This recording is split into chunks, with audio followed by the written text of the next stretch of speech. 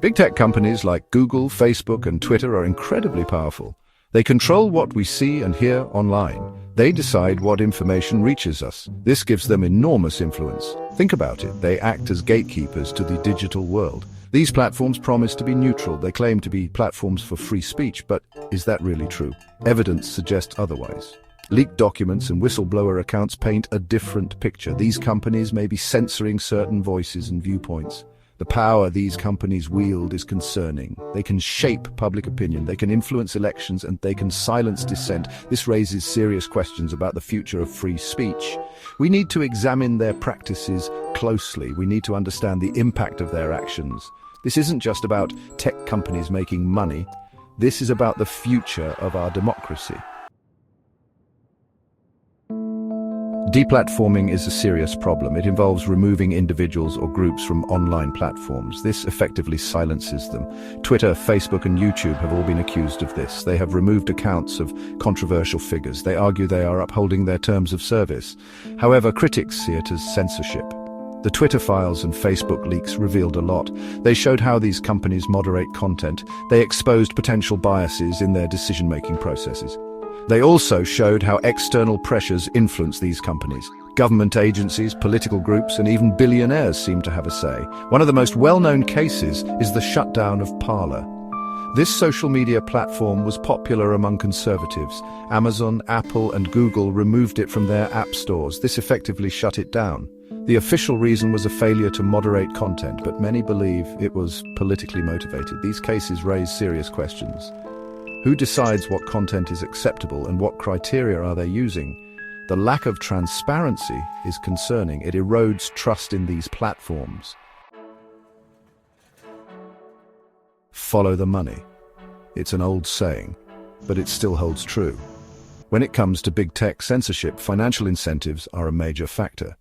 These companies are businesses. They make money by keeping users engaged, and they don't want to alienate advertisers.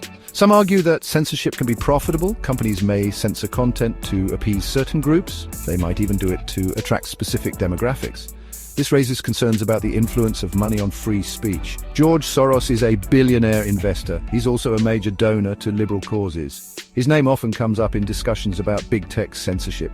Soros has funded organizations that advocate for stricter content moderation. Some see this as evidence of an ideological agenda. It's important to note that correlation doesn't equal causation. Just because Soros supports certain groups doesn't mean they control big tech. However, it does raise legitimate questions about potential conflicts of interest. Artificial intelligence is playing an increasing role in our lives, and it's starting to shape online content. Algorithms now control what we see on our feeds. They decide which search results appear first. While this can be beneficial, it also presents risks. One concern is shadow banning. This is when platforms suppress content without notifying the user. They do this by making it harder for others to find the content. This can be achieved through algorithms that limit reach. The problem is it happens in the shadows. Users often don't know why their content isn't being seen. Another issue is automated fact-checking. While this sounds like a good idea, it's not without its flaws. AI systems can be biased. The data they are trained on can influence their decisions. This can lead to the suppression of legitimate information. Then there's the issue of deepfakes. These are AI-generated videos that are incredibly realistic. They can be used to spread misinformation and sow discord. This technology is becoming increasingly sophisticated. It has the potential to further erode trust in online information. Section 5, the regulation game. Who controls the internet? The internet is a global phenomenon. But who gets to regulate it? That's a complex question with no easy answers. Governments around the world are grappling with this issue. They're trying to find ways to address the power of big tech. Some argue that more regulation is needed. They believe that tech companies have too much power. They want governments to step in and protect free speech. They argue that these platforms need to be held accountable. Others believe that regulation is a slippery slope. They worry that it could lead to censorship. They argue that governments shouldn't be in the business of deciding what people can and cannot see online. Finding the right balance is crucial. We need to protect free speech without stifling innovation. It's a delicate dance, and the stakes are high. Section 6. A chilling effect. The consequences of censorship. Censorship, even when done with good intentions, can have a chilling effect on free speech. When people fear being silenced, they are less likely to speak their minds. This is especially true for those with unpopular or controversial views. The suppression of dissenting voices can harm society. It stifles debate and prevents the free exchange of ideas. It can also lead to a sense of alienation and distrust. When people feel like their voices don't matter, they become disengaged. The internet was supposed to be a place for free expression, but censorship is threatening that vision. It's creating echo chambers where people only see information that confirms their existing beliefs. This can lead to polarization and extremism.